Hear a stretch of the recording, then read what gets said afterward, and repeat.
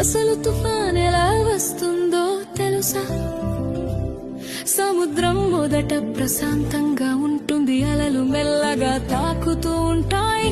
కానీ సూర్యుడు బాగా వేడెక్కితే సముద్రపు నీరు కూడా వేడిగా మారుతుంది. ఆ వేడి నీటి మీద ఉన్న గాలి కూడా వేడి అవుతుంది, పైకి ఎగురుతుంది. గాలి పైకి ఎగినప్పుడు కింద ఖాళీ అవుతుంది.